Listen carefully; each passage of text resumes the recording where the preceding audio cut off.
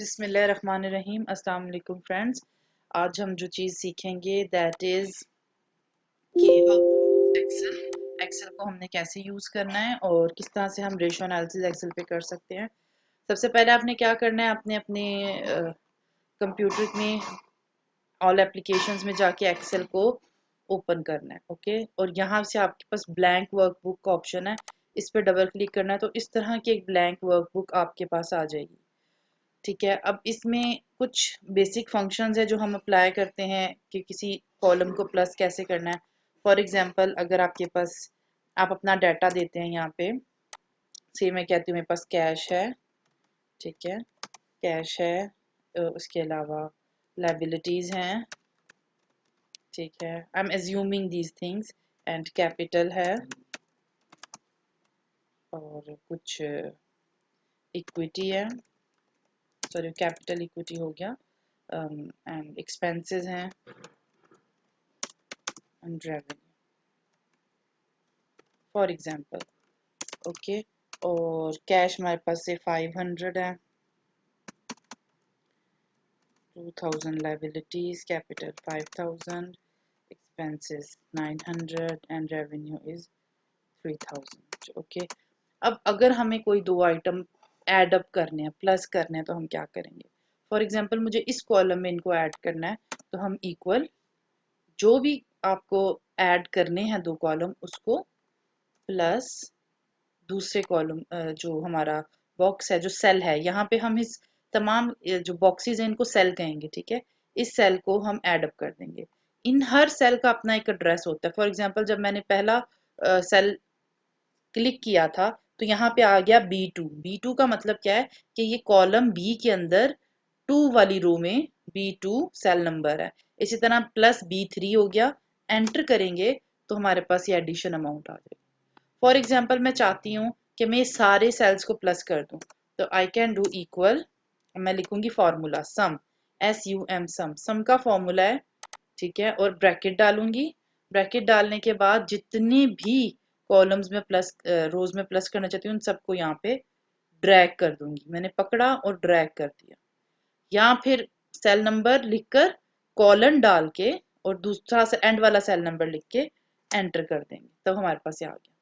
इसी तरह हम minus multiply, for example multiply करना चाहती हूँ 2000 मल्टीप्लाई बाय 900, मल्टीप्लाई भी कर सकते हैं। ठीक है, जिस सेल में आपको रिजल्ट चाहिए उस बॉक्स में आपने इक्वल लगाना है एंड देन ये इस तरह से कैलकुलेशंस कर देनी है। ओके, ये तो बेसिक्स थी, आप किस तरह से करते हैं। अगर हम अपने रेशो एनालिसिस की बात करें, मैं इस वाली फाइल को बंद कर रही हूँ, तो आपने सबसे पहले क्या करना है, देखिए मैंने एक एग्जाम्पल के तौर पे अपनी कंपनी की तमाम बैलेंस शीट को और तमाम इनकम स्टेटमेंट को इस शीट पे एक डाटा एंट्री कर देनी, जैसे मैंने की हुई है। ठीक है, मैंने क्या किया है कि एक कंपनी है, से मैं यहाँ पे उसकी हेडिंग देती हूँ। ठीक है, ABC कंपनी, और उसकी उसके बैलेंस शीट पहले मैंने एसेट साइड लिखी, उसमें cash, account receivable, inventory, fixed asset, फिर टोटल एसेट, फिर लायबिलिटीज लिखी, इक्विटी लिखी और उसकी टोटल किया, फिर इनकम स्टेटमेंट अपनी उस कंपनी की सारी दे दी। ठीक है, फॉर एग्जांपल यहाँ तक है मेरे पास, और ये मैंने 3 साल के अमाउंट्स भी इसमें लिख दी, 2008 की, 2009 की, 2010 की। अब मैं इसका रेशियो एनालिसिस करना चाह रही हूँ। अगर तो आप यहाँ पे करें तो भी ठीक है, मैं दूसरी एक टैब बनाई है रेशोज की।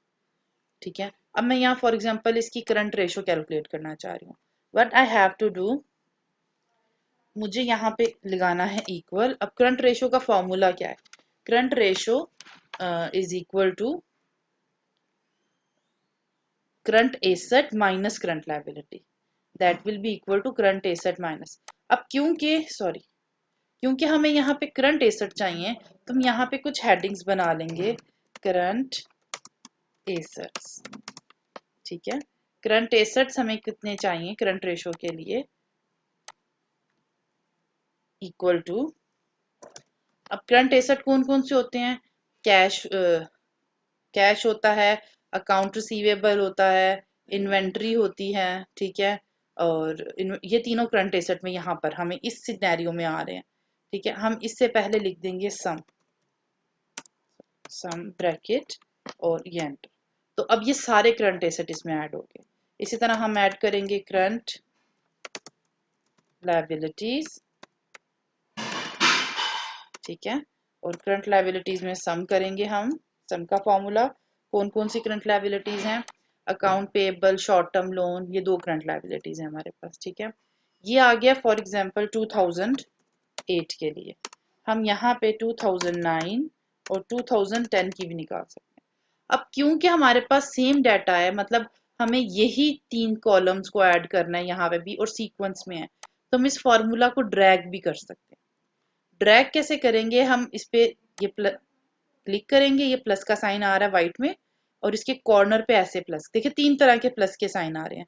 बीच में रखेंगे तो ये व्हाइट में आएगा, ये सिलेक्ट करने के लिए, किसी ये सिलेक्ट करने के लिए, ठीक है। साइड पे रखेंगे तो ये ऐसे आएगा, ठीक है। हमें इस तरह का साइन नहीं चाहिए। अगर हम बिल्कुल कॉर्नर पे रखेंगे ना, राइट कॉर्नर पे, तो हमारे पास ऐसे प्लस का साइन आएगा। ये ड्रैग करने के लिए होता है, मतलब आप माउस को यहाँ पे क्लिक करके पकड़ लें और फिर ऐसे सिलेक्ट करते जाएं। अब इसका क्या मतलब है? इसका मतलब है कि अब ये वाले नेक्स्ट वाले जो थ्री कॉलम है वो ऐड अप हो गए, सी वाले, ठीक है। 2009 में 2009 के हो गए। अच्छा, मैं इसके अगर मैंने सेल से बाहर निकलना है तो मैं escape का बटन प्रेस करूंगी, जो वेरी लेफ्ट कॉर्नर पे होता है मेरे कीबोर्ड के, escape का बटन जिसपे ESC लिखा होता है ना, ESC, escape का बटन प्रेस करेंगे तो हम किसी भी सेल से बाहर निकल जाएंगे फॉर्मूला खराब किए।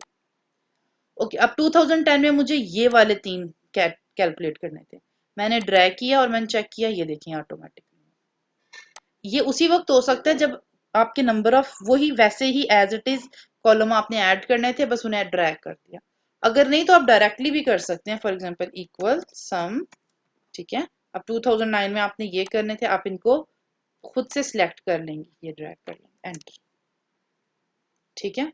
इसी तरह करंट लायबिलिटीज भी आपने, ये देखिए मैं ड्रैग कर रही हूँ, मैंने तीनों साल की।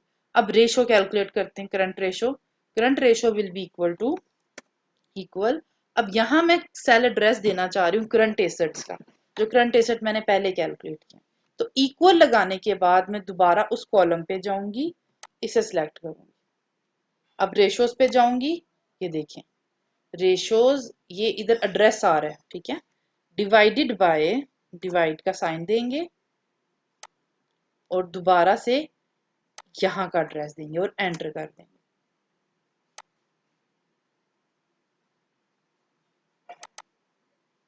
अच्छा, ये कुछ गलती हो गई है, सॉरी, मैं इसको दोबारा से करती हूँ। इक्वल, डाटा एंट्री का साइन, ये एंटर, डिवाइडेड बाय, डिवाइड का साइन, और अब नीचे वाला कॉलम एंटर, और ये आ गई हमारी रेशो 1.675। और हमने बाकी डाटा भी ऐसे ही रखा हुआ था, और हम यहाँ पे ऐसे कर दें, ड्रैग कर दें, ठीक है। अब मैं देखना चाहती हूँ कि how to take average, average कैसे लेंगे। एवरेज में आप दो तरीके कर सकते हैं। एवरेज का मतलब है जितना भी डाटा है, नंबर ऑफ दैट सेल, मतलब सम, क्या आप इन सबको प्लस कर रही हैं, आप ब्रैकेट डालेंगी सम, फिर ब्रैकेट डालेंगी और इन तीनों को प्लस करेंगी और डिवाइडेड बाय, कितने फिगर्स हैं, 3,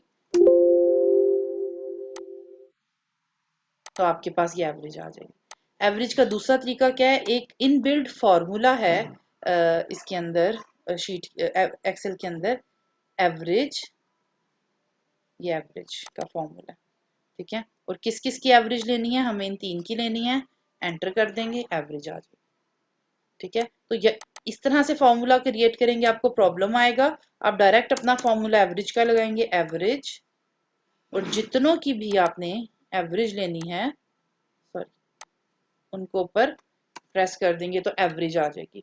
तो ये आपके 3 साल की एवरेज है, 3 साल आपकी रेशो की क्या एवरेज रहे, ठीक है। अब मैं चाहती हूँ, मैं क्विक रेशो जो है वो देखना चाहती हूँ वो क्या है।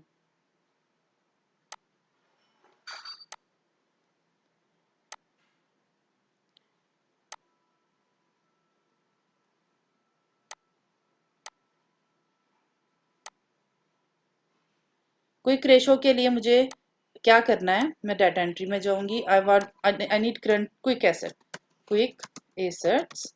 मैं यहाँ पे क्विक एसेट्स के नाम से एक एंट्री करूंगी। ओके, अब क्विक एसेट कौन से हैं? करंट एसेट माइनस इन्वेंट्री, ऐसे भी आप फाइंड कर सकते हैं। या फिर आप ये भी कर सकते हैं कि सम, आप दोबारा से सम करें लेकिन इन्वेंट्री को ऐड ना करें, बाकी एसेट ऐड कर लें। इट अप टू यू, आप जैसे मर्जी क्विक एसेट फाइंड करें। क्विक एसेट हमारे पास आ गए, हम रेशो पे जाएंगे। ठीक है, यहाँ इक्वल लगाएंगे और डाटा एंट्री में आके quick asset divided by current liabilities. ये देखिए, क्विक एसेट का एड्रेस दिया था तो ये ऐसे आ गया, खुद ब खुद वो सिलेक्ट कर रहा है। डिवाइड का साइन लगाया और फिर ये आ गया दूसरा, हमने जो करंट ये करा, सॉरी हम ESC करेंगे तो हम एस्केप करेंगे तो बगैर फॉर्मूला छेड़े हम बाहर आ जाएंगे। अब इसको ड्रैग कर देंगे तो हमारा बाकी सालों का भी हो जाएगा, और एवरेज के फार्मूले को ड्रैग नीचे कर देंगे तो नीचे आ जाएगा एवरेज का फार्मूला। ठीक है, इस तरह हम अपनी सारी रेशियोज कैलकुलेट कर सकते हैं। एक लास्ट चीज है कि अगर आपने अपनी रेशियोज अपनी 3 सालों के डाटे का वो बनाना हो, चार्ट बनाना हो, how will you do that? ठीक है, तो हम यहाँ पे जी, अब अगर इसका हमने चार्ट बनाना है इस डाटा का, तो हम कैसे चार्ट बनाएंगे?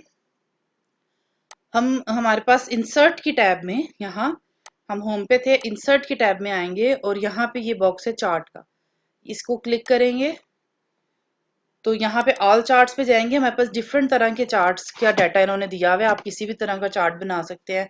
आप चाहें तो ये बार चार्ट बना सकते हैं, लाइन चार्ट बना सकते हैं, आप चाहे पाई चार्ट, आपने पढ़े में डिफरेंट चार्ट, बार चार्ट ये वर्टिकल फॉर्म, हॉरिजॉन्टल फॉर्म में बना सकते हैं, एरिया के, क्लस्टर एंड जैसे आप चाहें। तो अगर हम लाइन चार्ट बनाना चाहते हैं तो हम लाइन पे ओके करेंगे। ठीक है, और जो डाटा हमने सिलेक्ट किया था वैसे आ जाएगा। अभी हमारे पास जो रेशो आ रही है तीनों सालों की, वो एक सेम आ रही है। अगर मैं इसको कुछ चेंज करूं, फॉर एग्जांपल ये 2 है, ठीक है, एंटर करते हैं। यहाँ मैं इसको 1.5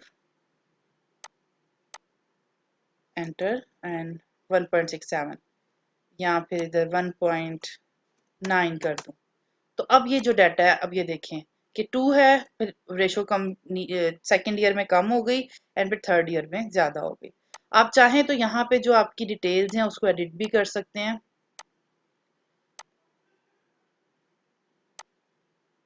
इस पे क्लिक करेंगे, ये चार्ट एलिमेंट आ रहे हैं, एक्सिस आ रही हैं। आप कोई फॉर एग्जांपल आप ग्रिड लाइन हटाना चाहते हैं, ये हट जाएगी। ठीक है, अगर आप इस पे डाटा लेबल्स ऐड करना चाहते हैं कि कौन कौन से पॉइंट पे है, वो ऐड हो जाएगा। डाटा टेबल ऐड करना चाहते हैं, चार्ट टाइटल हटाना है या वट एवर, एक्सिस टाइटल्स, यानी यहाँ पे आप एक्सिस लिखना चाहते हैं क्या, हमारे यहाँ पे हम रेशोज ले रहे हैं। ठीक है, और यहाँ पे हम ईयर ले रहे हैं, आप लिखना चाहते हैं तो लिखें, मिटाना चाहते हैं, whatever you want to do. ठीक है, उसके बाद इस तरह से हम ये कर सकते हैं, सारा एडिटिंग कर सकते हैं यहाँ पे जो आप चाहें। इसके बाद ठीक है, इस तरह से आप सारे चार्ट्स बना के आप इनको कॉपी कर सकते हैं। इस चार्ट को फॉर एग्जांपल आपने इस तरह से, इस प्लस का साइन जब आएगा तो ये कॉपी किया, और बाद में आप अगर वर्ड की फाइल में जाते हैं तो यहाँ पे पेस्ट भी कर सकते हैं इस चार्ट को। ठीक है, आराम से कॉपी करके आप पेस्ट कर सकते हैं। नेक्स्ट हम देखते हैं कि अगर हमने हॉरिजॉन्टल एनालिसिस करना है या कॉमन साइज एनालिसिस करना है तो वो कैसे करना है। ये ऑलरेडी हमने किया हुआ है, मैं इसको रेज कर देती हूँ।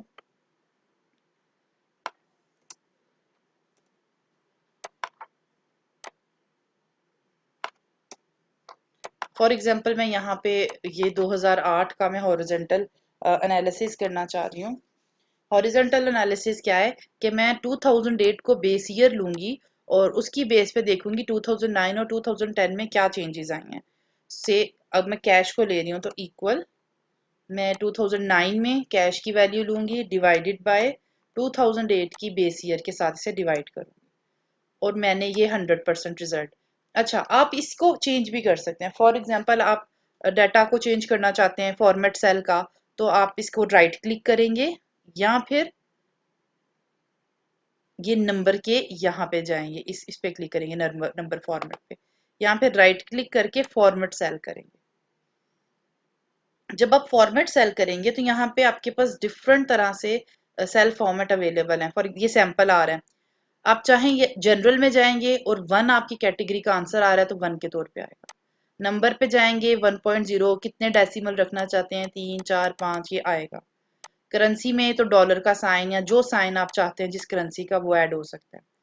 अकाउंटिंग नंबर है, डेट डालना चाहते हैं तो डेट के फॉर्मेट्स है, टाइम, परसेंटेज। अब हम क्योंकि ये परसेंटेज में लेना चाहते हैं तो ये परसेंटेज का सिंबल, और मैं चाहती हूँ इस पे कोई भी डेसिमल ना हो, तो मैं इसको 0 डेसिमल करके ओके कर दूँ। तो जैसा फॉर्मेट मैं चाहती हूँ वैसा ये बन जाएगा। ठीक है, अब मैं चाहती हूँ कि 2010 की भी यही रेशो इसी तरह से डाटा आ जाए, मैं इसको ड्रैग कर लेती हूँ। और मैं चाहती हूँ अकाउंट रिसीवेबल का, इन्वेंट्री का, फिक्स्ड एसेट का, ये मैं ड्रैग कर लेती हूँ। ठीक है, क्योंकि ये वैल्यू सेम है तो इसलिए 100% आंसर आ रहा है। फॉर एग्जांपल ये वैल्यू अगर हो जाए 600, ये हो जाए 800, तो अब ये आ गया 500 से बढ़ गया 120%, 133%। ठीक है, अब मैं चाहती हूँ इसी तरह ये सारे जो डाटा है हम इसी तरह से इवेल्युएट कर लें, तो ये इस तरह से इंक्रीज आ जाएगा। ये जहाँ पे DIV का फॉर्मेट आ रहा है वहां कोई वैल्यूज नहीं है इसलिए आ रहा है, यहाँ पे वैल्यू है तो यहाँ अमाउंट लिखा है जिसकी वजह से आ रहा है। ठीक है, बेसिकली आपका डाटा इस तरह से common size analysis with in a minute, 1 minute के अंदर आप ये कॉमन साइज एनालिसिस अपना कर सकते हैं। वर्टिकल एनालिसिस कैसे करना है, उसके लिए आपके पास क्या है कि आपने फॉर एग्जांपल यहाँ पे मैं लिखती हूँ 2008, 2009 एंड 2010। वर्टिकल एनालिसिस क्या है कि हमने एसेट को टोटल एसेट पे डिवाइड करना है। तो इस साल के एसेट इक्वल, ये इस साल के एसेट का एड्रेस दूंगी, डिवाइडेड बाय इस साल के टोटल एसेट, एंटर, तो ये हमारे पास फिगर आ गया। ठीक, इसी तरह इस साल के अकाउंट रिसीवेबल, यहाँ पे आप फिक्स नहीं करेंगे। ठीक है, फॉर एग्जांपल आप अगर ड्रैग करेंगे 157, अगर आप इसको ड्रैग करेंगे ना तो आपकी जो वैल्यू है ना जो आप टोटल एसेट की ले रहे हैं वो भी ड्रैग हो जाएगी, तो वो ठीक नहीं है, वो गलत हो जाएगी। यहाँ पे आप ड्रैग नहीं करेंगे। अगर आपने ड्रैग करना है तो आपको कॉलम फिक्स करना पड़ेगा। कॉलम फिक्स कैसे करते हैं, फॉर एग्जांपल इस साल के 2009 के हमारे पास assets divided by, column fix रहने दें, आप ना करें, आपके लिए डिफिकल्ट है, तो लेट इट बी। हम इसको ड्रैग नहीं करेंगे, हम सब वैल्यूज को टोटल एसेट पे डिवाइड करते जाएंगे। 200 डिवाइडेड बाय 157, इसी तरह equal 6000 divided by 157 equal 9000 divided by 157। इसी तरह आप राइट साइड पे ड्रैग करेंगे तो आपके पास फिगर्स आ जाएंगी। देखें, डबल क्लिक करेंगे ना जब आप इन पर, तब पता चल जाएगा कौन सा कॉलम किससे डिवाइड हुआ है, पहला कॉलम कौन सा था, दूसरा कौन सा था। तो इस तरह आप ये सारी वैल्यूज कैलकुलेट कर सकते हैं। जब आप लाइबिलिटी साइड पर आएंगे तो यहाँ पे हम जो लेंगे वो account payable will be divided by total liability and equities. ठीक है, इनकम स्टेटमेंट में जब आएंगे तो कोई कोई भी फिगर लेंगे, for example sales equal cost of good sold, sorry ये ऊपर है, sorry, equal cost of good sold divided by sales, enter.